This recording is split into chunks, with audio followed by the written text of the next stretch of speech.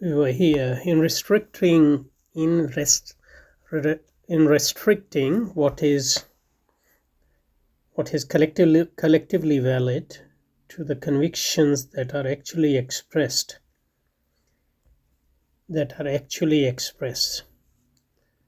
and accepted at a given time and place, here and now. So the reason which we give here and now,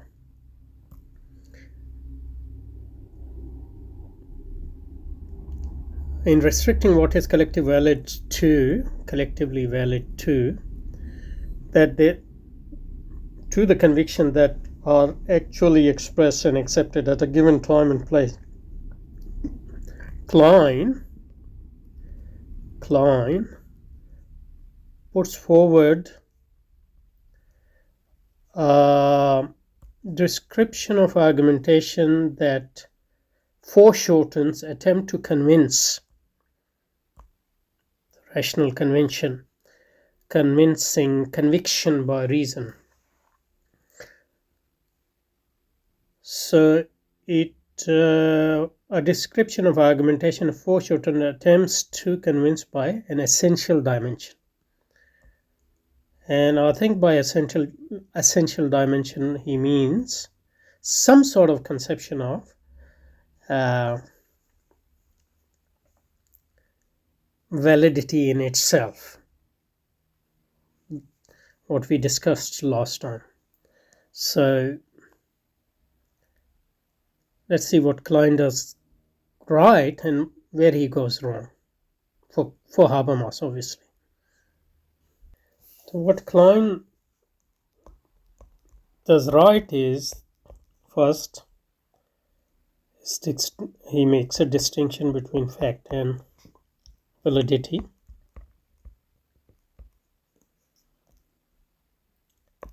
So this distinction brings in reason.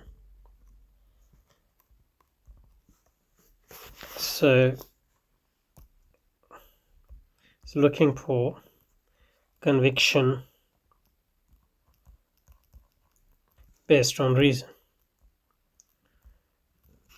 And the force of this distinction is derived from reason and not from facticity as such, facticity of acceptance. But we also raise the question why we are accepting something. So that's what Klein does right in Habermas's eyes. But where does he go wrong? He goes wrong in the fact that he, according to Habermas, restricts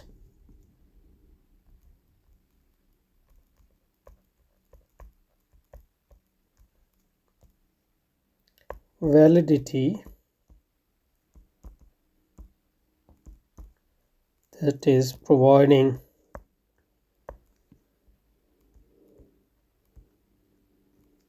reasons for our claims and counter reasons. He restricts them to something we do here and now, so our actual practice, and doesn't connect them further to some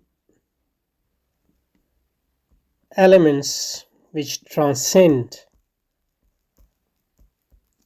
our understanding here and now. And so, although in Habermas's eye, he does make a distinction between fact and reason, by restricting reason to our reasons here and now,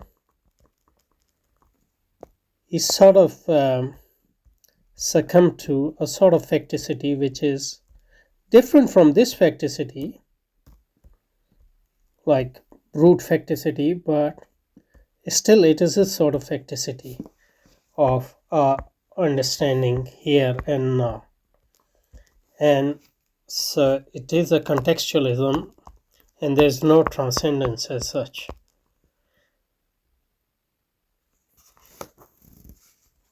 Even if, So what Habermas is objecting to is not that reason or the reason we give here and now. And our understanding is the understanding we give here and now. But what he is, I think, objecting to is that our current understanding should be our current reasons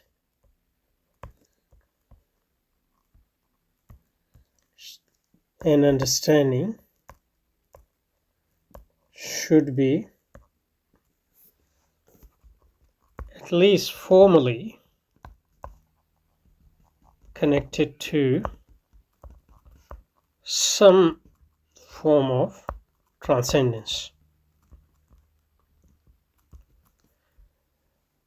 And obviously in post-metaphysical world, so to speak, post-metaphysical philosophy or post-Kantian philosophy, that can't be validity in itself as a substantive concept. But Habermas says that at least we should have a formal concept of validity in itself.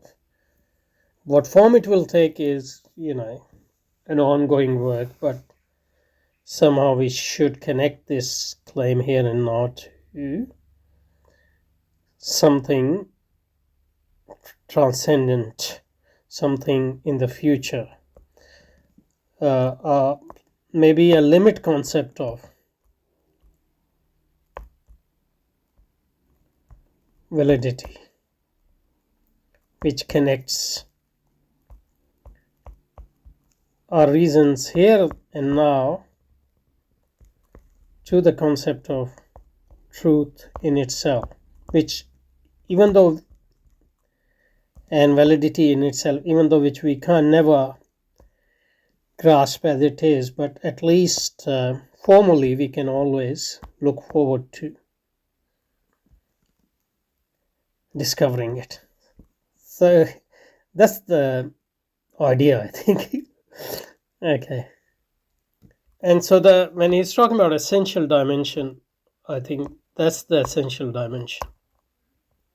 Essential dimension is the connection between reasons here and now to at least a formal concept of validity in itself, which even though always eludes us, but we still are always pursuing it. So according to his description, it is indeed reasons that motivate participants in argumentation to let themselves be convinced of something. See, so it looks like our understanding is so far correct, but these reasons are conceived of as an opaque incentives for changing attitudes.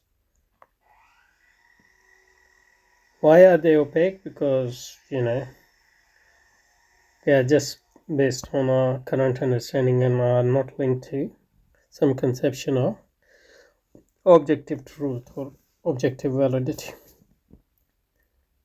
His description neutralizes all standards that would make it possible to evaluate the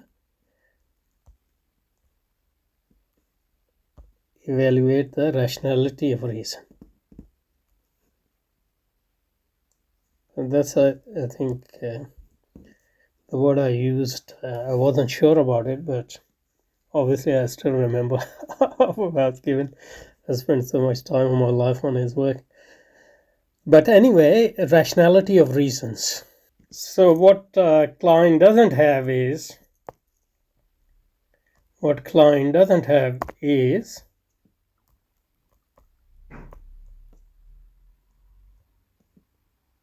doesn't have is a conception of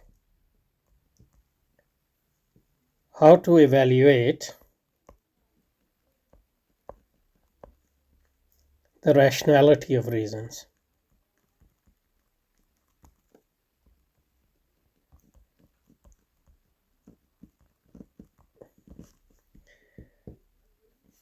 And I guess what Habermas is saying is to evaluate the rationality of reason, it is necessary but not sufficient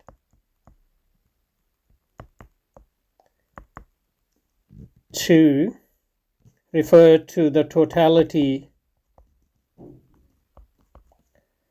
of reasons and counter reasons here, because they don't have any transcendental,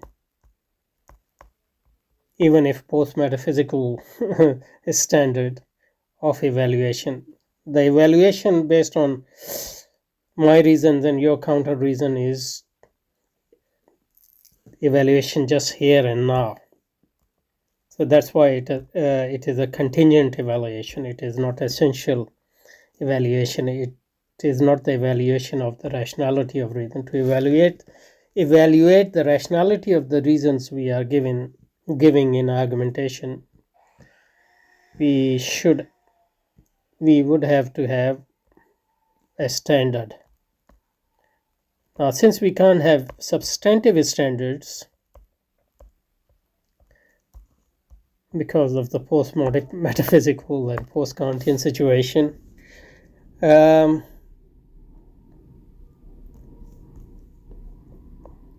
we should have at least a formal concept of evaluation. That is, at least a reference to the fact that our reasons here and now are only contingent reasons, and they can always be challenged in the future. So I think that's the limit. That's one way to introduce the limit concept. That's I think is the latest one.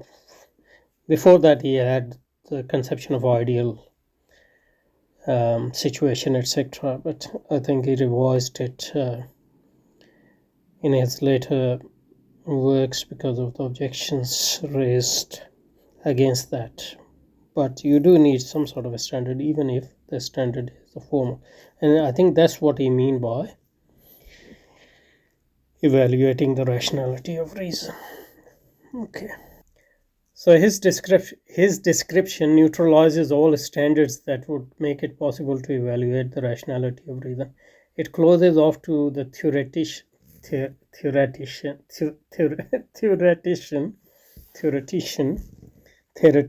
the internal perspective from which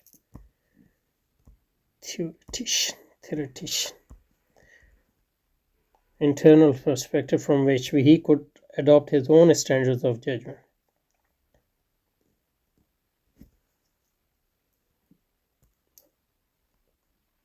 I think by theoretician he means a judge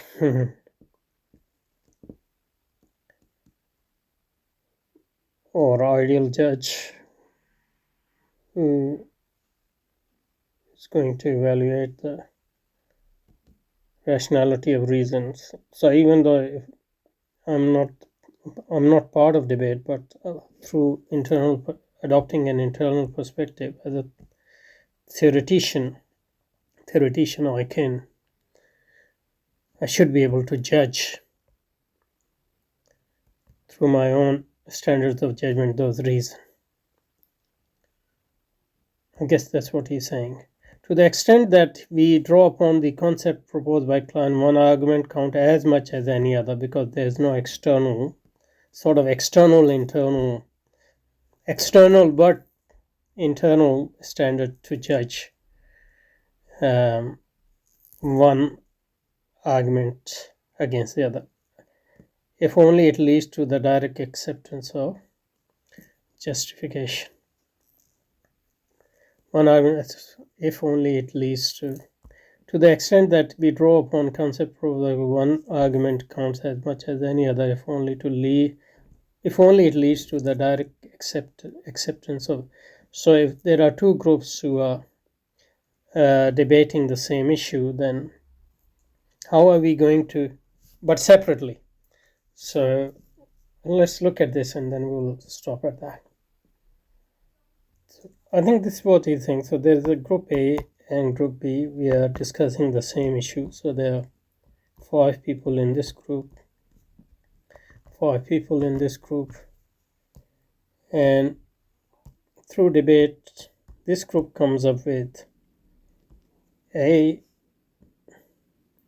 dash, and this comes with the B dash on the same issue.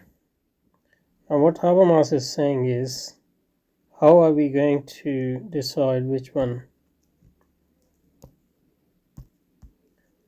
is correct, which group is correct? I guess Klein could say that A and B can come together and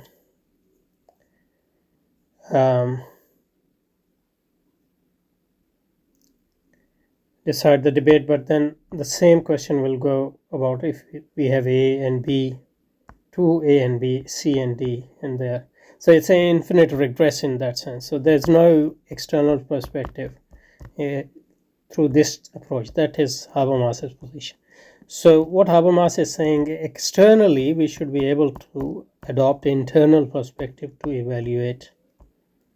As a theoretician, should be able to, based on the rationality of a reason. I think that's what he's saying. Anyway, so